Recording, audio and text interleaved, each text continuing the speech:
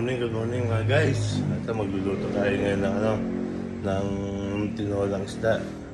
Nakabili ako kapon ng maya-maya. Ito siya. Ito ang mga sangkap natin ngayon, papakita ko sa inyo.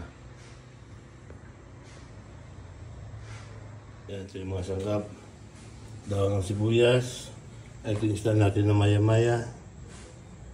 At ito naman okra. At ito rin yung malunggay. Ayan. Ito, papakulo na ako ng tubig na may kamatis, tsaka tanlad, sibuyas, tsaka konting luya. Pag kumulo yan, lalagay natin yung isda.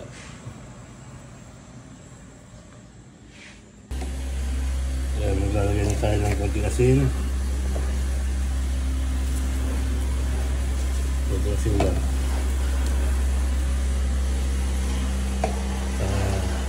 Hindi mawawalang magic sarap.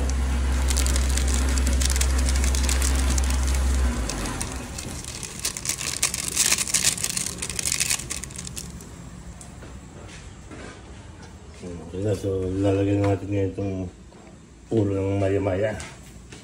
Ayan, ang laki niya kahapon. Mahal ng bili ko niyang kahapon, no? Laki niya, no?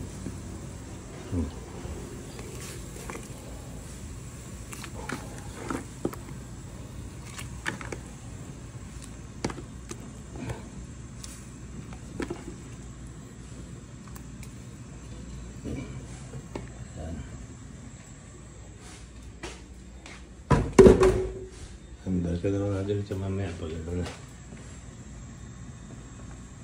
Nilagay ko ng okra.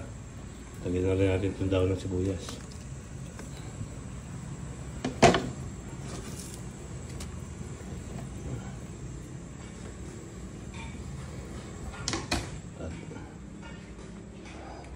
At luluin natin ng konti. Sandali.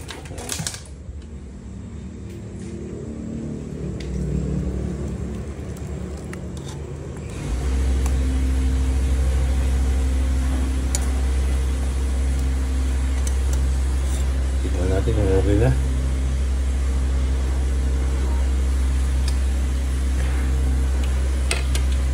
Ang tabang. Nagiging na ng asin.